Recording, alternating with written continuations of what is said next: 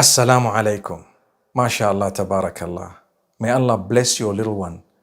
MashaAllah, you've got a son or a daughter. My brother, my sister, may Allah make this child of yours the coolness of your eyes. May Allah use this child to serve a good cause, a cause that is pleasing to Him. May Allah subhanahu wa ta'ala protect this child from every evil. May Allah grant this child the best of this world and the next. May Allah subhanahu wa ta'ala open the doors of this child in a way that it is blessed tremendously. May Allah make this child a means of entry of its parents to Jannatul Firdaus. May Allah subhanahu wa ta'ala protect you and all your loved ones and make this child a shining light in your lives. Ameen. You have to choose a name.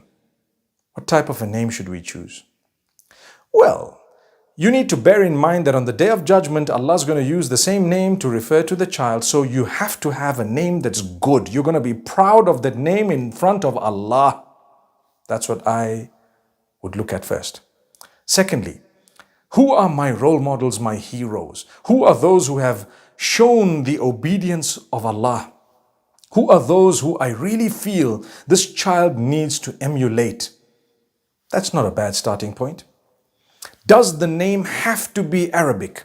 Well, I can tell you most of the scholars say it's preferred to be Arabic, but it's not necessary. It's not compulsory. You could have an English name, you could have a Farsi Persian name, you could have an Urdu name, you could have a name of another language, subhanallah. You could, for as long as it has a beautiful meaning. But it is still preferred to have an Arabic name. Now, one might say, why the preference?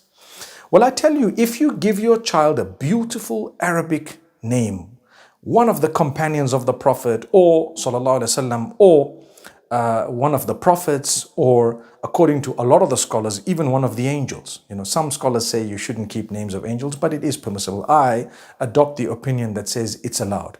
So Jibril or Mikael, I know people with these names, subhanallah. For as long as it's not, the angel of death, I think it's fine. May Allah grant us ease. May Allah open our doors. But if it's, Jibril, Mikael, etc., I think it's good. It's okay. So if you have one of those names, subhanallah, with a good meaning, and say, for example, you've kept your child's name, let me just say something. For example, Talha. Now, we have a little bit of an issue when it comes to choosing these names because I live in an environment. In that environment, certain languages are spoken. I need to bear in mind, will these people pronounce that particular name? That's a proper pointer. So I told you, look at the heroes, look at so-and-so, the Arabic language perhaps, but make sure that the name is not a name that will not be pronounced properly by those who are going to be calling the person. Talha is a beautiful name. You will have a lot of people who may be able to use that name and say it. I would, you would, a lot of people would. Talha. Talha is the proper pronunciation. Hamza is the proper pronunciation. Hamza. It starts with a ha, it has a mim, zai, and it has a ta marbuta at the end. So Hamza. In fact, a ha at the end, right? So Hamza.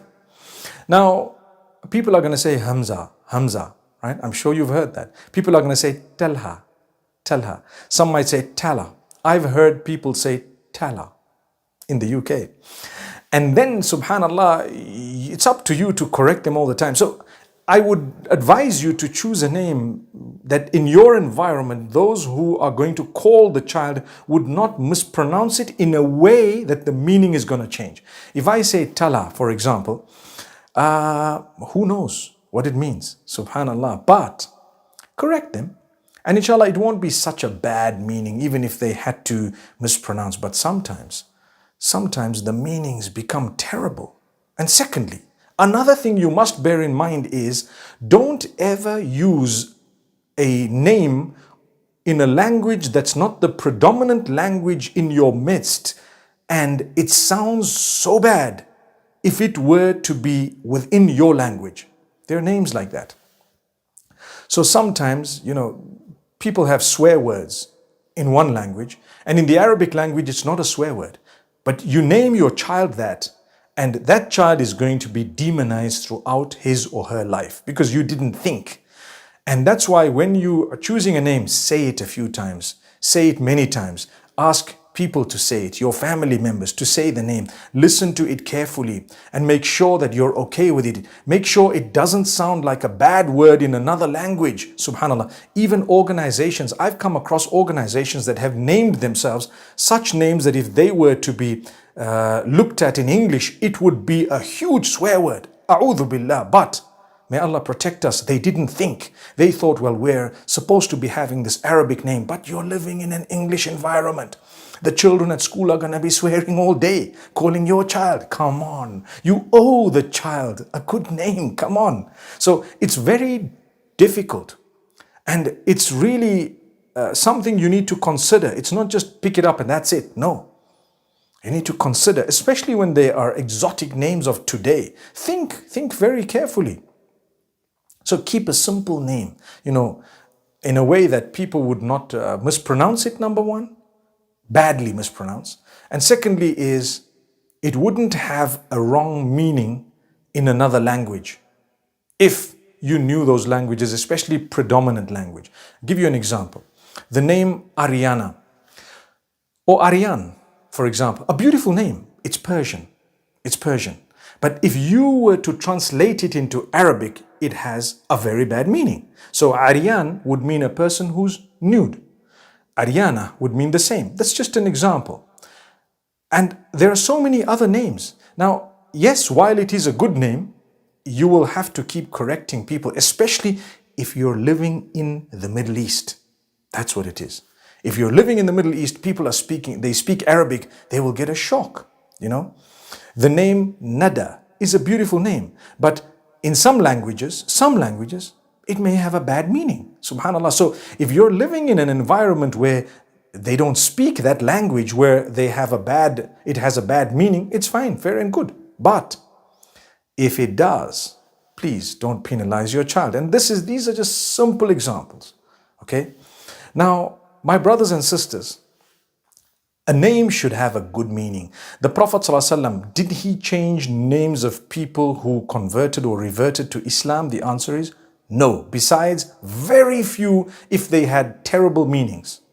He didn't change anyone's name. Abu Bakr, Umar, Uthman, Ali, all of these people, radiyallahu anhum, those were their names when they were enemies of Islam, or some of them were not enemies of Islam, but before Islam. So, subhanallah, the names did not change unless they had a bad meaning. So, do you have to change your name if you were to revert to Islam? The answer is no. If you have had a meaning, good meaning, and so on, no. But the ulama recommend it. Scholars recommend it simply because it's an identity. I was telling you, your child is born. You've given your child a beautiful name. I used, for example, Talha. And you passed away 2 weeks later or a little while later when the child was in its infancy, maybe adopted by someone, maybe a certain path and so on. And the name is Talha. That name is an identity. The child is going to look for the meaning, is going to understand as soon as anyone hears the name Khalid, as soon as anyone hears the name, for example, Ayub instead of Job, as soon as anyone hears the name, for example, Muhammad, they would know this person is primarily a Muslim, born to Muslims and so on, in 99.9% of cases or even more. Subhanallah. So amazing. And this is why it's very important, that identity. Number one, like I said, Allah's going to call the person with that name. Okay? And thereafter, you would have a lot of other factors to consider. And like I said, my brothers and sisters, you don't have to change your name unless it has a bad meaning. If at some point you find out that your name has a bad meaning or you're embarrassed by what it may mean in another language, you have every right to change it later on in your life. No problem. There is permissibility to change your name later on in your life if you are not satisfied with the name that your parents gave you. Remember that. So I thought I'd just give you a few quick tips. And I'm so sorry for anyone whose names happen to be some of those names we said. I know one of my neighbors is called Talha. What a lovely guy. May Allah bless him. But at the same time, the examples I've given are just to ponder. It's something that just came to my mind, nothing in particular. MashaAllah. So, my brothers and sisters, remember this.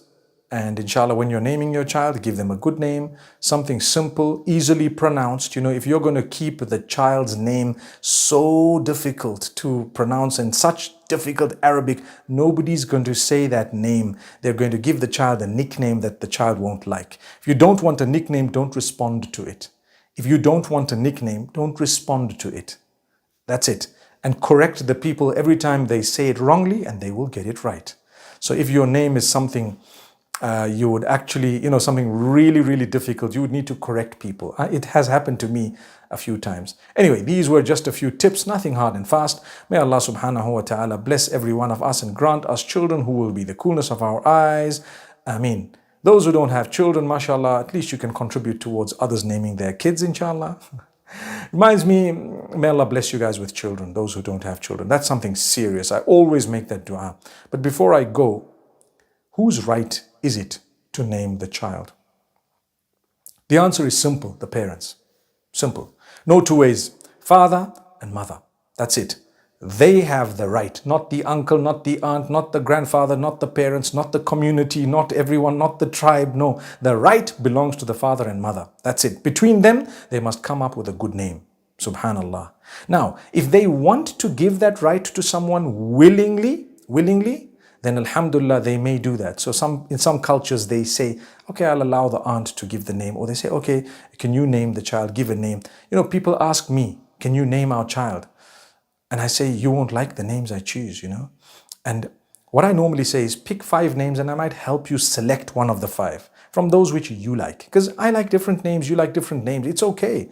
Does it have to be a name of a companion? No, it doesn't. But it's good to name the child one of the names of the companions. One might say, well, which are the best names? Well, the Prophet ﷺ answered that question for you. Which are the best names? Those that are most loved by Allah. Guess what he says? Ahabbul asma'i ilallah, Abdullahi wa Abdul Rahman. Subhanallah. Abdullah and Abdul Rahman. The worshipper of Allah, the worshipper of the most merciful. Those are the 2 best names. Most loved by Allah. That's what it is. Now, the Prophet Muhammad ﷺ, his name was Muhammad. Doesn't mean Allah doesn't love it, but Allah says Muhammad himself named one of his children Abdullahi. So that's amazing. That's amazing. My beloved brothers and sisters, may Allah love us all and grant us goodness. I hope this helped you, guided you a little bit as to how to name your kids or what to do, and a little bit more about naming and names.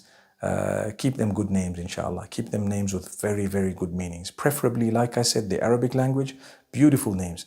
If not, alhamdulillah, even if it is another language, it's okay. It's not prohibited for as long as it has a good meaning and it's within the obedience of Allah. You can't call someone devil. Okay, I know as a nickname, some people call their children devil. Actually, just say you're a little devil. I hope you don't mean it. And even jokingly, don't do that. It's not healthy. Call them by their beautiful names. May Allah subhanahu wa ta'ala grant us a deep understanding. أقول قولي هذا والسلام عليكم ورحمة الله وبركاته.